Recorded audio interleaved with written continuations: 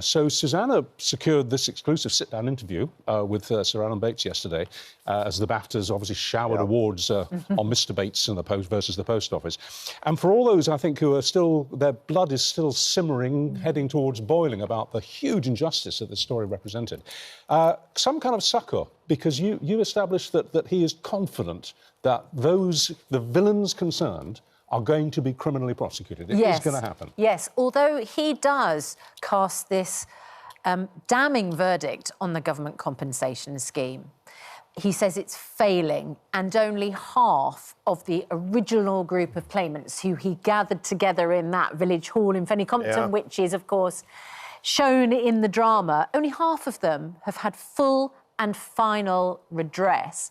But, of course, there's two things going on here, aren't there? There's the, putting it right for the victims, and then there's prosecuting those who got it wrong so badly. Well, it's putting the right people in the dock. Yes. The wrong people were put in the dock, the sub-postmasters, postmistresses, just doing their job, system doesn't add up. Fujitsu claim it's a fail-safe system. No, it's not. No, it's not.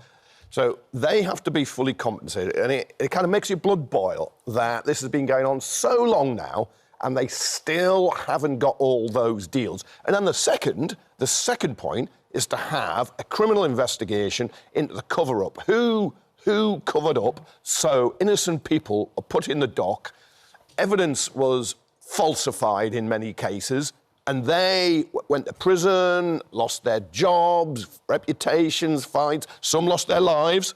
Yeah.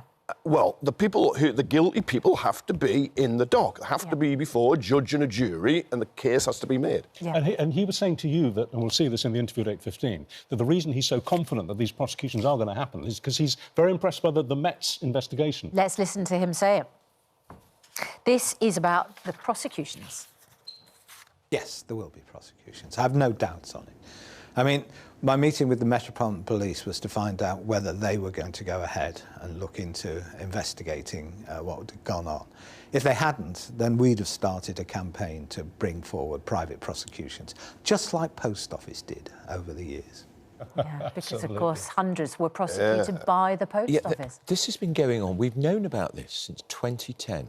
What a scandal. Well, Sir Alan has known about this since the year 2000. This is 25 years on. It's been in the public domain for 15 years at least. They still haven't sorted out the compensation, and I'm thrilled he's confident there's going to be prosecutions. When? When? And when is Fujitsu going to cough up? Once the inquiries are all done, and then the police, I presume, How do these inquiries take so long? Look through those inquiries, and then he is confident, as I said, Sir Alan Bates, at the heart of the campaign, confident that prosecutions will then happen. I'm actually heartened by that. Yes. Because he's no patsy. They're not going to be able to pull the wool over his eyes.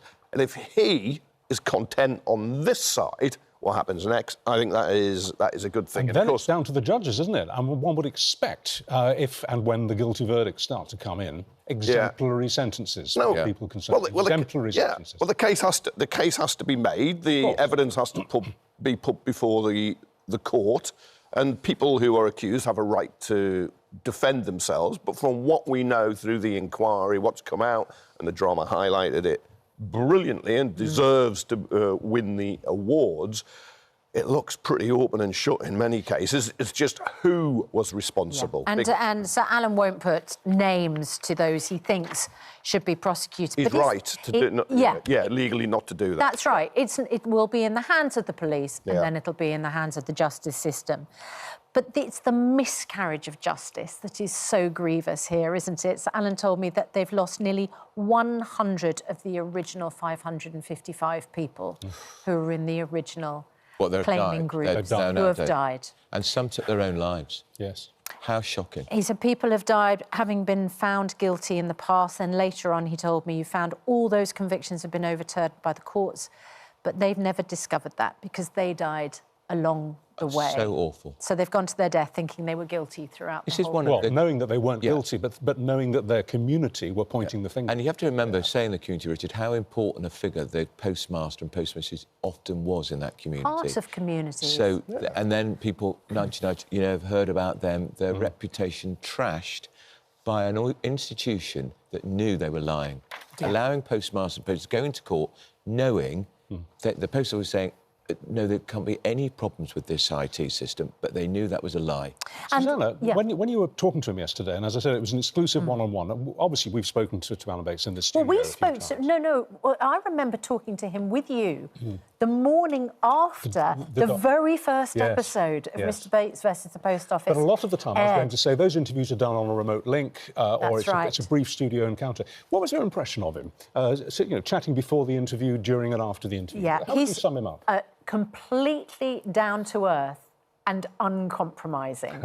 And he hasn't changed a bit. Yeah. He is just one of those absolutely essential doers. It's not about what he says. He just goes through in meticulous detail everything that needs to be done. And he has been doing that for 25 years. But what's remarkable is even he hasn't had full and final redress for his claim. And let's be clear here, these are claims for putting it right, for the money that was taken from these postmasters and postmistresses in lots of cases to fill an imaginary black hole that wasn't there, because there was no shortfall, of course, in their accounting. It was an IT glitch. I wonder if he wants to be the last. You know, like a captain goes down with a ship, he wants to be on the deck when the ship finally is totally refloated. Yes, he doesn't strike me as somebody who wants to do something that's symbolic like that, but he did say it's only right that he holds out. Yeah, and so he to makes get the right deal. So he makes sure everybody else is sorted. If he gives him, others might be tempted to give him as well. But when I see him, though, I see the actor. When I see the actor, I see him. It was absolutely... Toby Jones. Yeah, absolutely fantastic casting. That's right.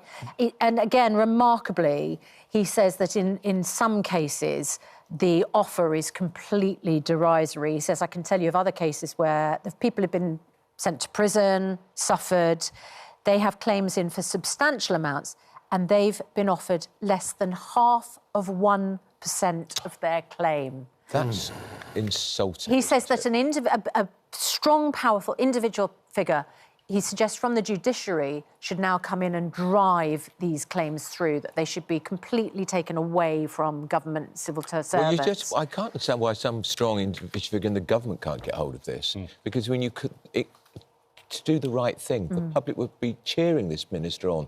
A minister should get hold of this and say, cough up. Yeah, pay the right thing by these people. But again, he's right, though. You just get somebody in who can bang heads together and just settle it. Experience of compensation, Prime Minister's a lawyer. So they know, but you can't go through each individual case if you're the Prime Minister. You just need somebody and get them in for a month or whatever it's going to take. They can read up very quickly and they can just work it out and just pay.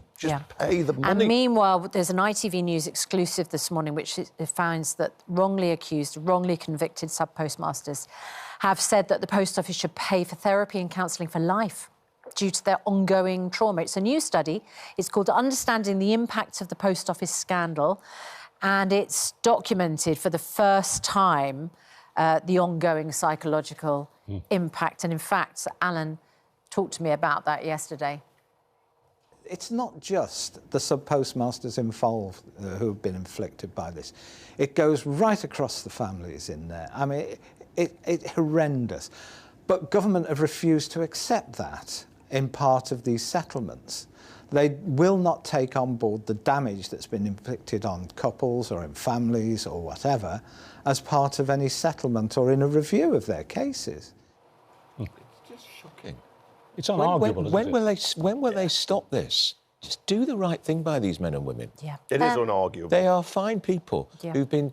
This is one of the biggest scandals, I think, in our lifetime, actually. An institution that's publicly owned, allowing these people to take their own lives, sent to prison, knowing that they were on the basis of a lie. And is the foot dragging that we're clearly seeing going on and on and on now, what do we think the motive behind it is? Is it just to save money? Is it just an institutional reluctance I think to it's accept because blame and responsibility? people are, in some way, who are involved in decisions like this are clearly worried about, is the law coming after them? And they should be. I think you just get in you get in an organisation. No, like there's people there going to think know they should be going to prison. We don't want to pay A more than we pay B, because then B will come back and want A, and then C will come along and want more, and they're still trying to save money. Now, you've got to I get a bit of it. I get a little bit of it. You've got to make sure it's fair, and you'll want documentation. But why couldn't it have been done early? If you employ enough people who are skilled and expert in this field, you could sort it very, very quickly. This government has had all sorts of issues since it's got into power. This would have been such a good win for them, wouldn't it? Well, do you want to hear the government's response? No, I was I know we have to, but... The government spokesperson told this programme that they don't accept the forecast about financial compensation that was made in the interview. They say that they have quadrupled the amount paid out to postmasters since entering government. I mean, these are very controversial figures. They say that 80% of postmasters in Sir Alan's group have accepted full and final redress or been paid most of their offer.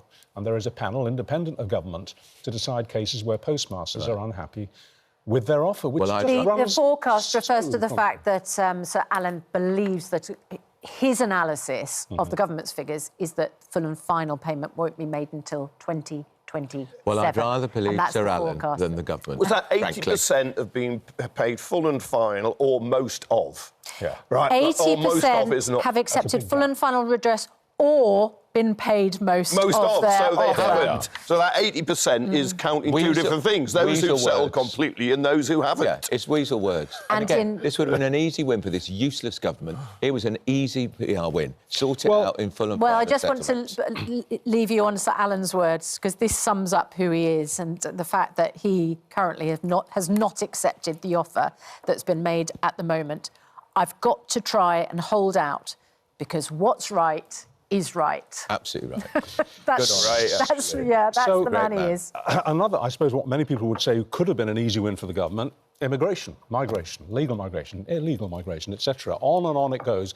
8:30 this morning, we're going to be going live to a press conference been given by the Prime Minister, as Keir Starmer. That in itself is notable, isn't it? You don't normally get one at 8:30. The Prime Minister knows that the morning shows are on air live and will broadcast at 8:30. Could have held a press conference at 10 o'clock in the morning.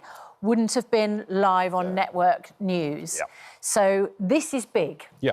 What do we expect? I mean, obviously what he's going to say has been leaked. Your paper, The Mail, has picked up big on this and said, but there's no figure, there's no cap on how many, on how high immigration will be allowed to go. There's no figure at all. The government says, we've been there, that doesn't work. The Home Secretary was challenged about this yesterday, Yvette Cooper. She just wouldn't go, even, is it going to be 300,000, is it going to be 400,000, 100,000? David Cameron talked about tens of thousands when he was Prime Minister. Didn't work. Rishi Sunak was going to stop the boat, so they're not going that way.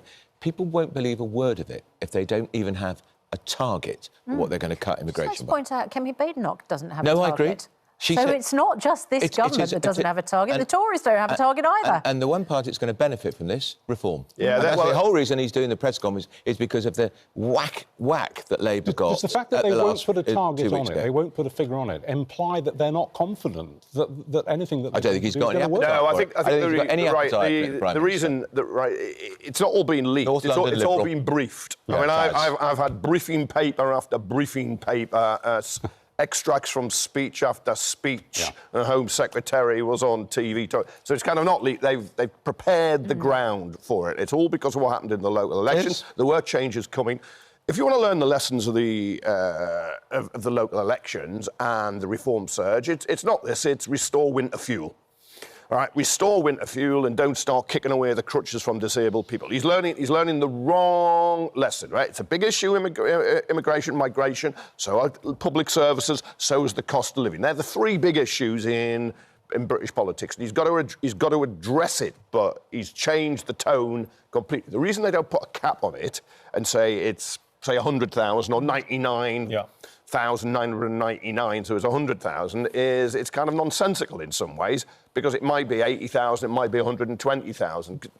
The country, you can't just count people in and out in a big queue because the social care sector will have its own needs, or that's going to be blocked off completely. Well, no carers now in care homes which from is going to be a biggest mistake. Unbelievable. The biggest group of people coming in Even the Tories to the can do UK to work here and pay their taxes are people in health and social care. Yeah. And there's about 100,000 vacancies in social care now. It might even be higher at the moment. There's going to be a crisis there, unintended consequences. Yep. Well, you stop making the case. You consequence. stop making the no. He thinks people will be trained in Britain to do all these jobs. Now, well, as Francis O'Grady, the former TUC General Secretary, now a Labour peer, put it, well, he's putting the cart before the horse. If you train people first, you can fill those vacancies. Yep. But you haven't need filled time them. to do that. Exactly. Yeah, Andrew, we rely so heavily on legal migration to look after people in the NHS and social care. What's going to happen, and will it have a negative impact that is not then delivered with a benefit to the government? Because Reform are going to clean up on illegal migration. They're still going to say, well, there's no cap. They're still going to say, well, we're not out of the ECHR. Reform won't let up. So how does the government win on this without health and social care losing out? And people watch this programme, we've got mum or dad in a care home. I'm going to have to realise that very soon there's going to be no staff in the care home. Well, that's no good. This is a consequence of what he's announcing. So you're arguing for migration? Well, so you're arguing against You're arguing against the policy. I'm just saying that's what's going to happen. Yeah. Because I don't think, well, for once I'm agreeing with Maguire, if he'd said we're going to get a trained workforce to go into our care homes before, then we'll stop it, fine. But he hasn't. Yeah. So it's going to be. This is going to be, and I think the vacancies are at least 100,000. Yeah, their answer, the Home Secretary's answer to that is quite a large number. No figure put on it. People came over to do care and were unscrupulous employers and left it, and it's somehow trying to track them back. That's the answer to that. I'm not buying it. But that is the answer, because the figures won't add up. I just can't see how it's going to actually benefit society, NHS, social care, and I'm not sure how it's going to be a vote winner either. And well, that is the argument. He should take to Nigel Farage and Reform. He should confront, not concede. And he's conceded. Changing the conversation wasn't an option. If both of you are united on the fact this isn't the way forward, I'm not sure we do have to cut how it's going to... We do have to cut immigration. 750,000 a year is too much. This country is full up. It's coming down. Look at that's partly because of the measures the Tories brought. They are in part. Did I miss it, or is there no mention at all of the small boats? Nothing. There's nothing, is there? He's going to smash the gangs, apparently. Do you remember that? Yeah, but this is... Smash the gangs. That went well. We've had this problem, I think, in the whole debate of conflating... A 40% increase in the numbers crossing the channel since his lot got in. Conflating small boats, which was 30 to 40,000, with net migration, legal migration, which did peak at just over 900,000 under the Conservatives. It was much lower during European Union membership. I'll just say that again, given that referendum was fought on large parts of reducing migration. But the two are different.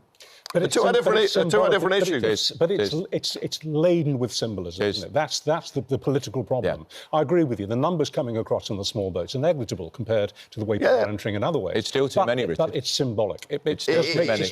It is. Still too many. It's going to be close to 50,000. But I'm not going to stop. I'm not going to stop making the case that they are different. One is illegal. The other is legal. Net migration. And of the people coming over in small boats, of men, women and children... No, they're mostly young men, and the majority of them, migrants. once they are here, are found to have a right to here. We've just been using the channel as a moat to stop people... Can I ask about the Reform UK policy on asylum hotels? Because yesterday, Reform's Deputy Leader Richard Tice says that Reform's going to go to court in a bid to stop asylum seekers being housed in hotels. If this is successful, where are asylum seekers going to be housed? It's also going to waste local taxpayers' money because some Labour councils have attempted this and they've lost. Right. The law is quite clear; it's central government. But I'm not you're sure right. where you put But you're asylum right. seekers. Does he want people camping in tents in parks and in school grounds and in doorways and on park benches? Is that what he wants? Because, of course, that will be a consequence. Now, you've got to get down. I think one of Reform's members has certainly suggested that tents... the mayor. Mayor. Yeah, but of course, because she hasn't got control of it. If she did have control, she wouldn't want people in tents all over Lincolnshire. Dame Andrea Jenkins, They're in isn't it? tents in France. Are they still? Yes. Around Calais, they're in tents. And as They're you not in know... hotels. So Andrew, can you imagine a series of tents, encampments No, around I think the Dover? answer is stop them coming in.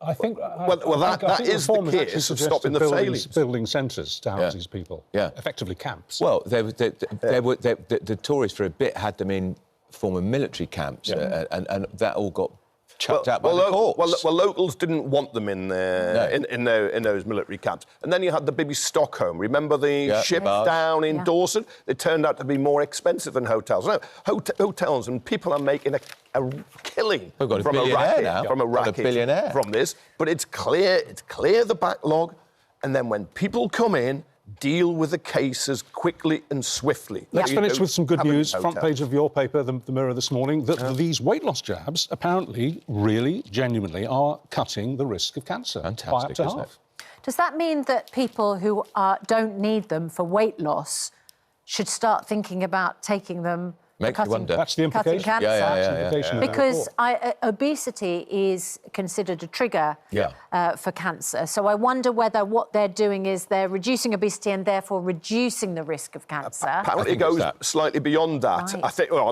Dr. Hillary, where are you? Well, funny enough, he's going to be here, I think, Because it this morning reduces to inflammation explain. in the body. But it is incredible that these weight loss jabs, and some of them are developed for things like diabetes, not to just reduce your weight, but reducing strokes, reducing heart attacks. Well, according to your paper, the knock-on effect, which has nothing to do with weight loss in terms of reducing the risk of cancer, is because it lowers the risk of inflammation. Yes. The actual medication that you get in the injections, Wegovy or whatever, Mounjaro, reduces inflammation in the body. Can that you see, automatically can you see a reduces the point risk where of we're cancer. all I'm on just these thinking jabs? that. I'm just thinking, should I talk to my GP? Should I get onto this? Because as you get older, why not? But, and it may be Maybe you have to pay for it. May be controlled amounts, rather like statins have changed life for a lot of Well, people. we will get to the bottom of that with Dr. Hillary after 8 o'clock this morning. Thank you both very much Thank you. indeed. See you later.